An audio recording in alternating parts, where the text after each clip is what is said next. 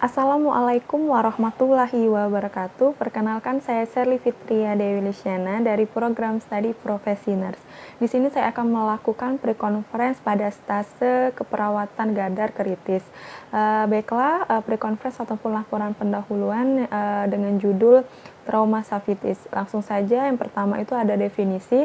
Definisi dari trauma safitis atau trauma kepala adalah kejadian cedera akibat trauma pada otak yang dapat menimbulkan perubahan fisik, intelektual, emosional, sosial maupun vokasional.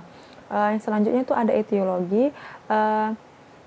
Pada trauma safitis atau trauma kepala ini memiliki beberapa penyebab.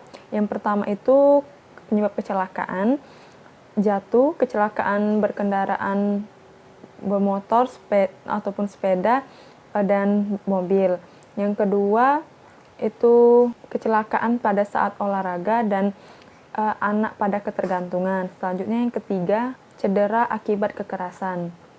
Selanjutnya itu ada manifestasi klinis. Tanda dan gejala yang ditimbulkan itu tergantung pada besar dan distribusinya. Distribusi cedera otak itu ada tiga tipe. Yang pertama itu cedera kepala ringan, cedera kepala sedang, dan cedera kepala berat. Yang cedera kepala ringan itu yang pertama kebingungan saat kejadian, kedua pusing menetap dan sakit kepala, gangguan tidur, dan kesulitan untuk berbicara atau kesulitan untuk berkonsentrasi. Selanjutnya itu yang kedua cedera kepala sedang, kelemahan pada salah satu tubuh yang disertai dengan kebingungan dan gangguan kesadaran. Selanjutnya itu yang ketiga cedera kepala berat. Yang pertama amnesia, tidak dapat mengingat peristiwa sebelum dan sesudah kejadian. Pupil tidak aktual, nyeri itu menetap, dan fraktur pada kubah kranial. Baiklah, selanjutnya itu ada komplikasi. Kemunduran pada kondisi klien diakibatkan dari perluasan hematoma intrakarnial, edema cerebral progresif, dan herniasi otak. Nah, komplikasi dari cedera kepala ini yaitu yang pertama, edema pulmonal, peningkatan tekanan intrakranial, kejang, infeksi, dan kebocoran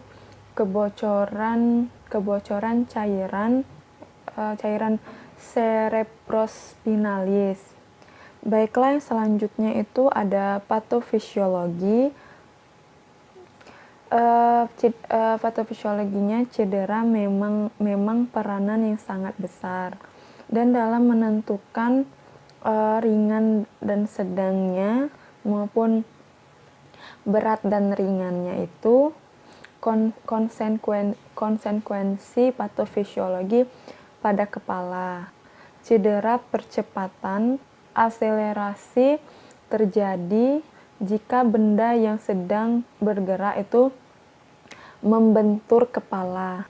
Kepala yang diam itu seperti trauma akibat pukulan benda tumpul atau karena terkena lemparan benda tumpul.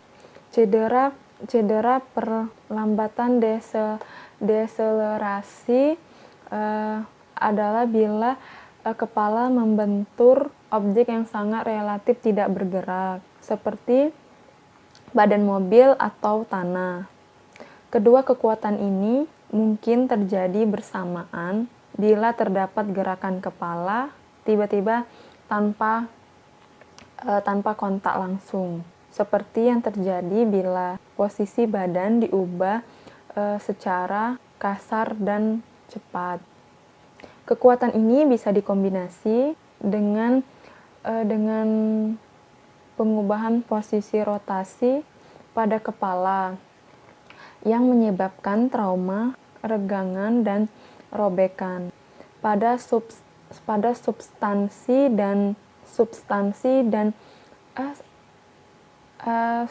substansi alba dan batang otak. Baiklah, selanjutnya itu ada pathway. Yang pertama itu penyebabnya trauma kepala, dan menyebabkan ada 3 penyebab yang menyebabkan. Yang pertama itu ekstrakranial, tulang kranial, dan intrakranial. Nah, yang pertama itu ekstrakranial menyebabkan terputusnya kontinuitas jaringan kulit, otot, dan vesikuler. Itu menyebabkan gangguan suplai darah. Terus selanjutnya tadi ada trauma kranial, itu menyebabkan tulang kranial itu menyebabkan terputusnya kontinuitas jaringan tulang, menyebabkan atau timbullah masalah keperawatan nyeri akut. Selanjutnya dan timbul juga masalah keperawatan risiko infeksi. Dan selanjutnya yaitu intrakranial, menyebabkan jaringan otak rusak, menyebabkan odem cerebral, lalu menyebabkan kejang, maka timbullah masalah keperawatan bersihan jalan nafas tidak efektif. Selanjutnya, asuhan keperawatan setelah dilakukan pengkajian seperti melakukan pendataan pada pasien, didapatkan 6 diagnosa. Yang pertama itu diagnosa bersihan jalan nafas tidak efektif berhubungan dengan ketidakmampuan mengeluarkan sekret. Terus yang kedua, pola nafas tidak efektif berhubungan dengan trauma kepala. Yang ketiga, ketidakefektifan perfusi jaringan berhubungan dengan iskemia. Yang keempat, nyeri akut berhubungan dengan agen cedera fisik, yaitu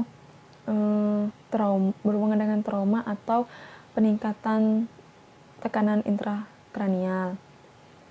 Yang kelima, resiko perdarahan, dan yang keenam yaitu resiko infeksi. Baiklah, selanjutnya itu setelah diagnosa itu dilakukan intervensi keperawatan. Yang pertama itu ada diagnosa bersihan jalan nafas tidak efektif berhubungan dengan ketidakmampuan mengeluarkan sekret. Itu intervensi yang dilakukan. Yang pertama, berikan oksigen.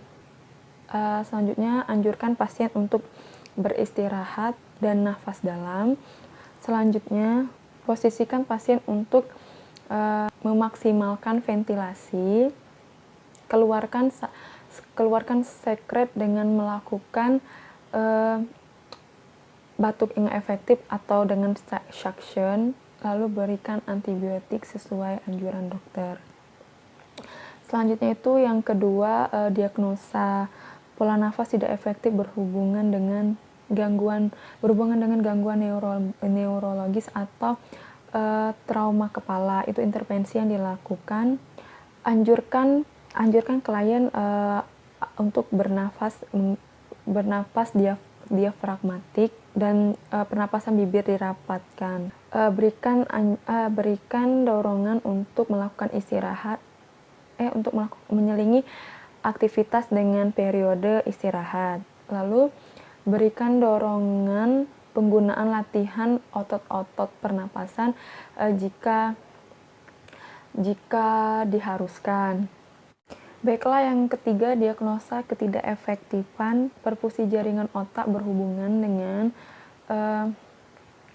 iskemia. Itu intervensi yang dilakukan. Yang pertama, pertahankan teknik aseptif, batasi pengunjung bila perlu, cuci tangan sebelum dan sesudah melakukan tindakan keperawatan, gunakan baju, sarung tangan sebagai alat pelindung. Baiklah, selanjutnya itu ada diagnosa nyeri akut berhubungan dengan agen cedera fisik atau dengan trauma kepala. Itu intervensi yang dilakukan.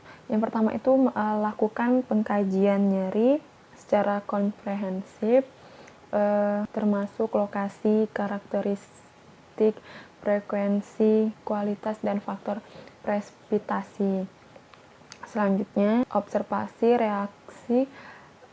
reaksi nonverbal dari ketidaknyamanan. Bantu pasien dan keluarga untuk menemukan dan mencari dukungan. Selanjutnya kurangi faktor presipitasi nyeri. Baiklah, mungkin ini saja pemaparan dari saya. Lebih dan kurangnya saya mohon maaf, kepada Allah saya mohon ampun. Saya akhiri, wassalamualaikum warahmatullahi wabarakatuh.